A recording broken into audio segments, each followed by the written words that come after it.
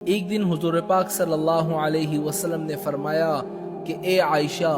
کیا تمہیں پتہ چلا کہ اللہ تعالیٰ نے مجھے وہ نام بتا دیا ہے کہ جب اس نام کے وسیلے سے جو بندہ جو بھی دعا کرتا ہے تو اللہ تعالیٰ اس دعا کو ضرور قبول کرتا ہے۔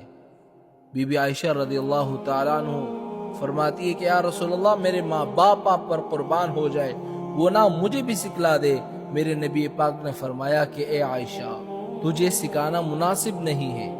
وہ فرماتی ہے کہ میں ایک طرف جا کر بیٹھ گئی،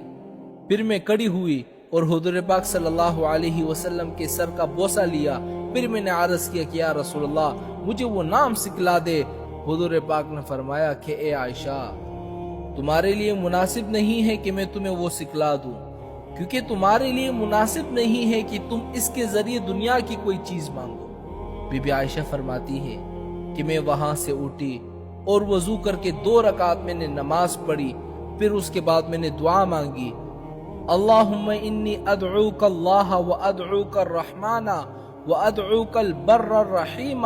وادعوک باسمائک الحسنى کلها ما علمت منها وما لم اعلم ان تغفر لی وترحمنی۔ بی بی عائشہ رضی اللہ تعالیٰ عنہ فرماتی ہیں کہ جب حضور پاک نے میری یہ دعا سن لی نا تو بہت زیادہ ہنسنے لگے اور فرمایا، تم نے جن ناموں سے اللہ تعالیٰ کو پکارا ہے نا، ان میں سے وہ خاص نام بھی شامل ہے۔ اب دیکھیں نا حضور پاک نے کیا فرمایا کہ بی بی عائشہ،